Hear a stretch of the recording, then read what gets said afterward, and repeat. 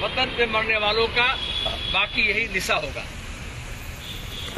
কিন্তু স্বাধীনতার পর থেকে এবং এখন আরো করে যারা স্বাধীনতা সংগ্রামী, যারা জীবন আত্মত্যাগ করেছেন, জীবন দিয়েছেন, ফাঁসির কাটে গিয়েছেন, আজীবন কারাবাস করেছেন, যতদিনের বয়স তার থেকে বেশি কারাভোগ করার শাস্তি পেয়েছেন, তাদের নাম ভুলিয়ে দিয়ে যারা গোলামি নাম লিখিয়েছে, যারা ব্রিটিশ সাম্রাজ্যবাদের দালালি করেছে, তাদের যারা দেশপ্রেমীদের ধরিয়ে দিয়েছে, যারা দাসখত লিখেছে, তাদেরকে নায়ক বানানো হচ্ছে। আসলে সাম্রাজ্যবাদের সঙ্গে যদি আপোষ করে তাহলে সাম্রাজ্যবাদ বিরোধী আন্দোলনকে মুছে দিতে হয়, আর গোলামি যারা করেছে তাদেরকে বীর পুরুষ হিসেবে নিয়ে আসতে হয়। আমার নিজে মনে আছে, আমাদের 90-এর দশক থেকে বামপন্থীরা আমরা পার্লামেন্টের মধ্যে লড়েছিলাম 20 বছর ধরে যে ভগৎ সিং এর একটা মূর্তি পার্লামেন্টের চত্বরের মধ্যে থাকা উচিত। তার আগেও মজার কথা হচ্ছে, ভগৎ সিং এর 23শে মার্চ আমরা বললাম পার্লামেন্টে শোক প্রকাশ করতে হবে। স্বাধীনতার পর থেকে কোনোদিন শোক প্রকাশ করা হয়নি।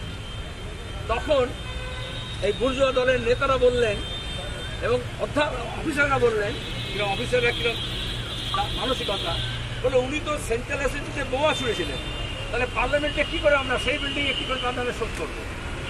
তাহলে স্বাধীনতার আগে আর স্বাধীনতার পরে তফাৎ থাকবে না। আর উনি যে বোমা নিক্ষেপ করেছিলেন কাউকে খুন করার জন্য, তিনি তো করেছিলেন বহরোকে কান মে আওয়াজ দিনে কে লিয়ে। তিনি ইনকলাব জিন্দাবাদ নারা দিয়েছিলেন। আজকে যারা জয় শ্রীরাম করে স্লোগান দিচ্ছে তাদের বুঝতে হবে, কোনো ফাঁসির কাঠে কোনো দেশবাসী দেখেনি, শোনেনি কেউ এই জয় শ্রীরামের নাম করে দিয়ে ফাঁসিতে গেছে। আসলে যারা দেশকে লুট করতে গেছে তারাই স্লোগান দিচ্ছে, যারা দালালি করেছে তারা ইনকলাব জিন্দাবাদ বলেছে। আর সেই গোটা দেশে একেবারে আগুনের মতো, ফুলকির মতো, দাবানোর মতো ছড়িয়ে গেল। প্রতিবাদের স্লোগান হচ্ছে ইনকলাব জিন্দাবাদ। আজকে যারা এইটাকে ধ্বংস করতে চাইছে, এই প্রগতিশীল ধারা যেটা আছে, মুক্তিকামী মানুষের যে ধারা আছে, সাম্রাজ্যবাদ বিরোধী ধারা আছে, তার বিরুদ্ধে লড়াইটা হচ্ছে ভগৎ সিংকে স্মরণ করার আসল কথা। ওই মূর্তির কথা বলছিলাম, যখন ইউপিএ 1 এলো, যখন সোমনাথ চ্যাটার্জি স্পিকার হলেন, তখন আমি কলকাতা উত্তর পূর্বের এমপি, আমরা চিঠি লিখলাম। তাও 2 বছর ধরে পার্লামেন্টে একটা কমিটি আছে, সেখানে ঝগড়া হলো ভগৎ সিং এর মূর্তি লাগানো উচিত কিনা। একজন কমিউনিস্ট যখন স্পিকার হলেন তখন দাঁড়িয়ে আমরা অনুমতি পেলাম, মূর্তি তৈরি হলো, লাগানো হলো। সেখানে শেষ নয়, 2014-তে আজকে যারা বলছে দেশপ্রেমের কথা, যেদিন থেকে বিজেপি সরকার এলো, ওই মূর্তি যেখানে লাগানো আছে সেটা তালা বন্ধ করে দেওয়া হলো। কেউ ওখানে যাবে না, কেউ ওখানে শ্রদ্ধা জানাবে না। 14, 15, 16, 17 4 বছর ধরে আমরা ধর্ণা দিয়েছি 23শে মার্চে। আর তারপরে 18তে আমরা তালা ভেঙে গিয়ে আমরা ভগৎ সিং এর মূর্তির সামনে মালা দিয়েছি, ফুল দিয়েছি, বলে এটা মিউজিয়াম, এখানে লাগানো হয়েছে, এখানে শ্রদ্ধা জানা হবে না।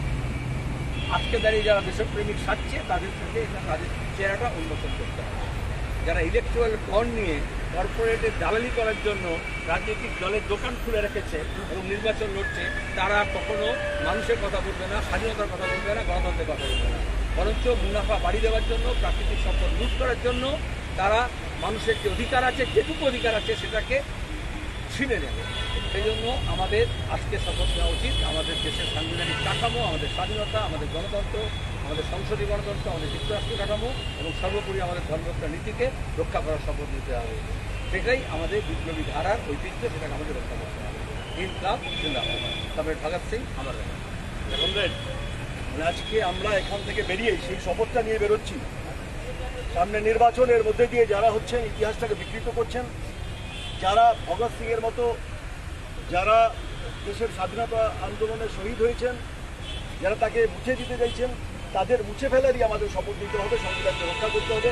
এই কটি কথা বলে আজকের যে সকালের এখানকার কর্মসূচি ছিল সেটা এখানে সমাপ্ত।